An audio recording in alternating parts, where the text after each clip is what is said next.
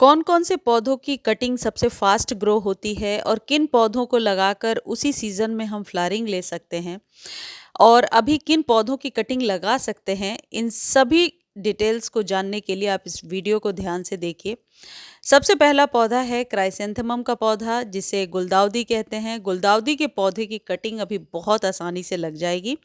Cutting लगाने का तरीका क्या है, ये वीडियो में आगे बता रही हूँ।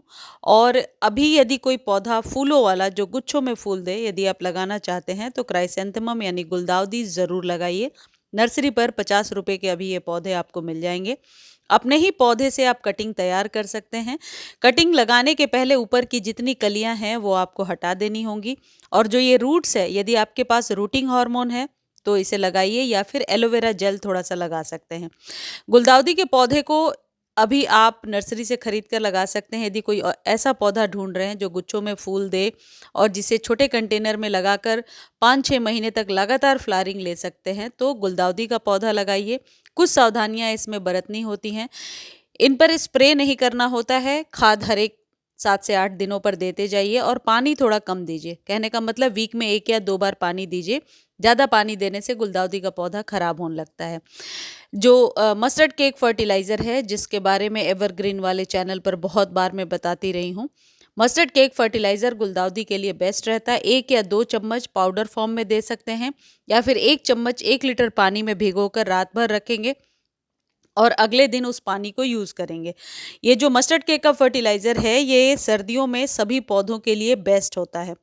गुलदाउदी पर जब कभी भी आप पानी दे रहे हैं, इस बात का ध्यान रखिए कि फूलों के ऊपर पानी नहीं देना है। अब इसकी जो छोटी सी कटिंग है, इसे वेल ड्रेन सॉइल में लगाइए, छोटे कंटेनर में यानी 6 इंच के कंटेनर में। डैब डैब करके इस तरीके से आप अच्छे से सॉइल में बिठा दीजिए, ताकि एयर बबल नीचे तक ना जाए। एयर बबल यदि बनता है जिस पौधे में, तो वो कटिंग लग नहीं पाती है।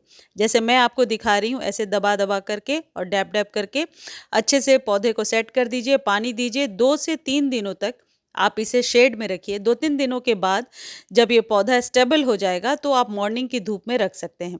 और 7 दिनों बाद जो भी फर्टिलाइज़र आपके पास हो, या तो एप्सम सॉल्ट है तो आधे चम्मच एप्सम सॉल्ट को आधे लीटर पानी में डाल करके स्प्रे करेंगे, तो कटिंग बहुत आसानी से लग जाती है। एप्सम सॉल्ट और मस्टर्ड केक फर्टिलाइज़र को खरीदने का लिंक डिस्क्रिप्शन में दिया है। यदि आप लिंक कॉपी नहीं कर पा रहे हैं तो आप टेक्स्ट करेंगे तो आपको लिंक प्रोवाइड कर दिया जाएगा और एक जेन्युइन चीज़ आपको मिल जाएगी। जो एप्सम सॉल्ट है, ये सभी प्रकार के कटिंग्स को दिया जा सकता है। कटिंग इससे आसानी से ग्रो हो जाती है। दूसरा जो पौधा है, ये है रबर प्लांट। रबर प्लांट की कटिंग अभी आप लगा सकते हैं। सर्दियों में इसकी कटिंग बहुत आसानी से ग्रो हो जाती है। रबर प्लांट यदि आपके पास है और आप उसे घना बनाना चाहते हैं, तो ये वाला ट्रिक अपनाइए जो मैं आपको करके दिखा रही हूँ। ऊपर से 3 से 4 इंच मोटी कटिंग आप काट लीजिए। काटने के बाद ऐसे वाइटिश सी चीज़ निकलेगी जो पॉइजनस होती है। तो मेक श्योर करें कि कोई पेट या कोई भी चीज़ इसे टच ना करे। आपके हाथों में भी लगता है तो आप ज़रूर अच्छे से हैंड वॉश कर लीजिए। जो कटिंग आपने कट किया है, उसे आप फंजीसाइड मिले हुए पानी में रात भर रखिए और अगले दिन कटिंग को वेल ड्रेन सॉइल में लगा दीजिए। इससे रबर प्लांट घना भी हो जाएगा। जैसा आप देख रहे हैं, जब से मैंने कटिंग किया है, रबर प्लांट में 2 ब्रांचेस निकल कर के आई हैं, जो अभी आपको दिखाऊंगी।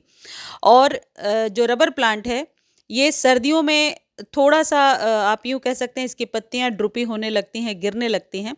तो इसके लिए आपको ये करना होगा कि वर्मी कंपोस्ट आप 7-7 दिनों पर 1 या 2 चम्मच दीजिए। एक चीज़ यहाँ ध्यान देने वाली बात है कि आप उसी कटिंग को कट करेंगे जो 6 महीने पुरानी स्टेम हो। बिल्कुल न्यू प्लांट यदि आप नर्सरी से लेकर आ रहे हैं, उसे कट नहीं करना है। आपके सामने ही वो कटिंग वो जो स्टेम है वो 6-8 महीने पुरानी है, तभी आप कट करेंगे। सर्दियों में रबर प्लांट को सेमी शेड में रखिए और जो कटिंग आप लगा रहे हैं उसे 1 से 2 दिनों तक शेड में रखिए। फिर मॉर्निंग की धूप दीजिए। एप्सम सॉल्ट मिले पानी से यदि आप स्प्रे कर देंगे तो कटिंग निश्चित तौर पर ग्रो हो जाएगी। अप्रैल से लेकर के अक्टूबर तक रबर प्लांट को आप सेमी शेड एरिया में और घर के अंदर लिविंग रूम में ग्रो कर सकते हैं। ये एयर प्यूरिफाइंग प्लांट की तरह बहुत ही सुंदर डेकोरेटिव हाउस प्लांट है।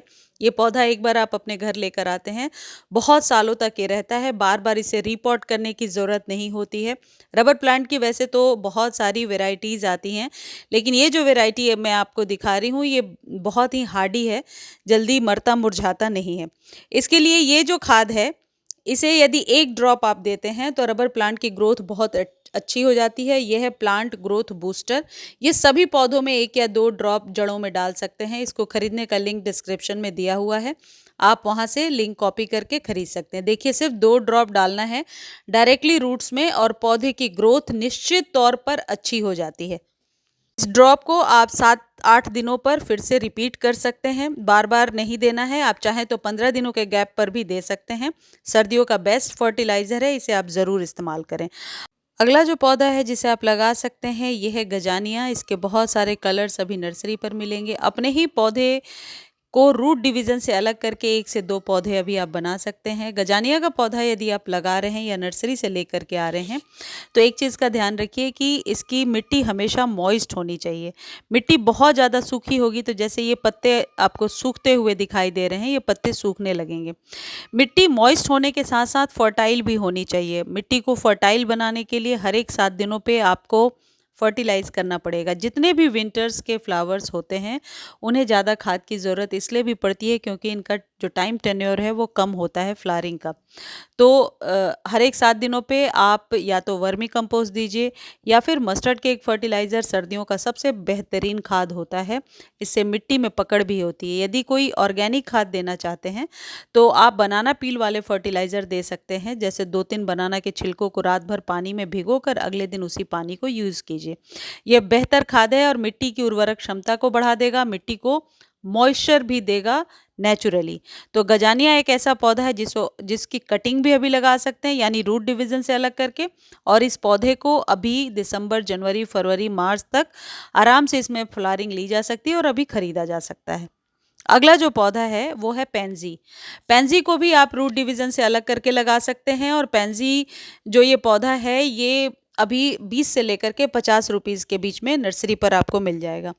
इस पौधे को सेमी शेड में भी ग्रो किया जा सकता है। इसमें ज़्यादा फूल लेने के लिए आपको इस बात का ध्यान रखना होगा कि जैसे ही फूल खिल जाते हैं डेड हेडिंग कर देना है, यानी कि फूल खिल करके जब पुराने हो गए, 1 या 2 दिन ही इसके फूल खिले होते हैं, हार्डली 2 डेज़। तो फूलों को कट कर दीजिए, तभी वो घना होगा और नई ब्रांच निकल कर के आएगी। जितने भी ये विंटर के फ्लावर्स हैं, इन्हें छोटे कंटेनर में लगाना चाहिए। बड़े कंटेनर में ये पौधे नहीं चलते। अगला पौधा है मैरीगोल्ड। मैरीगोल्ड को अभी भी आप बीजों से उगा सकते हैं, उसकी कटिंग लगा सकते हैं। अपने ही पौधे से कटिंग लेकर मैरीगोल्ड यानी गेंदे के पौधे को लगा सकते हैं। अक्सर आप लोग क्वेरी करते हैं कि गेंदे की जो पत्तियां हैं वो सूख रही हैं, तो इसके लिए आपको क्या करना होगा कि डीएपी के 4-5 दाने पानी में घोलिए और अगले दिन उस पानी को दे दीजिए पौधे में, यानी कि 24 घंटे भिगो कर रखिए और फिर अगले दिन दे दीजिए। फूलों पर पानी ना आ जाए, जैसे क्राइसेंथेमम के लिए बताया, इस बात का ध्यान रखिए। और इसको कटिंग से आप बहुत आसानी से ग्रो कर सकते हैं। डीएपी इसके लिए बेस्ट फर्टिलाइज़र होता है, इसे धूप में रखना होता है। अगला जो पौधा है ये है पिटूनिया। पिटूनिया को अपने ही पौधे की कटिंग से लगा करके 1 या 2 सप्ताह के अंदर ही आप इसमें फ्लावरिंग ले सकते हैं। पिटूनिया के पौधे को घना बनाने का यही तरीका है कि इसकी इस तरीके से डेड हेडिंग किया करें। पिटूनिया को आप थोड़े ब्रॉड यानी चौड़े मुंह वाले कंटेनर में लगाइए। इस पर धूप पड़ना ज़रूरी है। ये फैलने वाला पौधा होता है। पिटूनिया को अभी 20 से 25 रुपए में आप नर्सरी से खरीद सकते हैं। इसके बहुत सारे कलर्स आते हैं।